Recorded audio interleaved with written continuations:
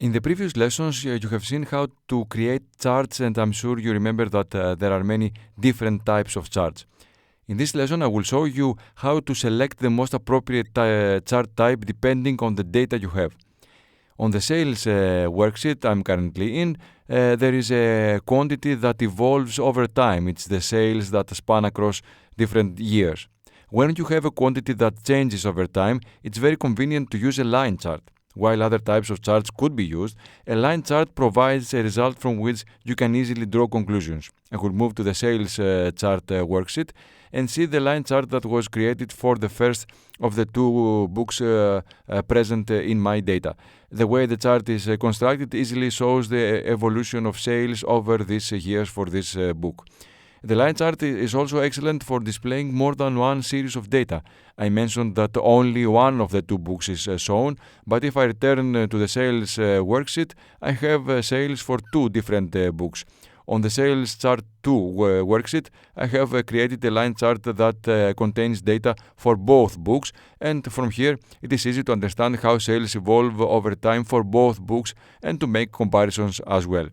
I emphasize that I could use other types of charts here. I'm examining the type that is most convenient when I have a quantity that evolves over time.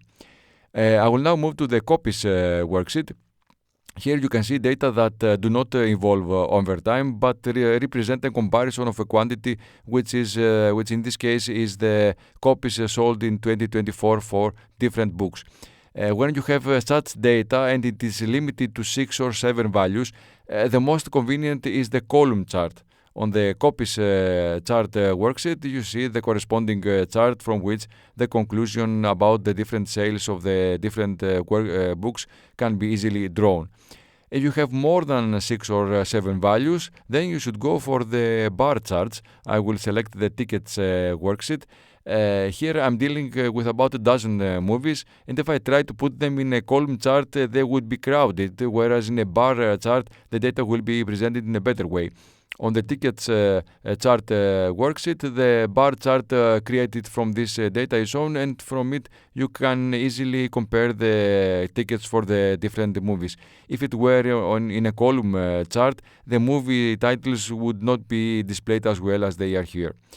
On the poll worksheet now, I have data for which I am interested in being able to compare them with each other, but also the percentage they represent in the total.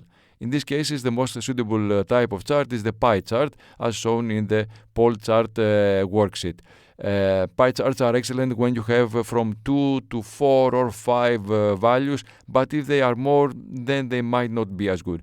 Also, you must know that pie charts work only with one series of data. So, for example, here are displayed the answers to whether some people have read a specific book or not.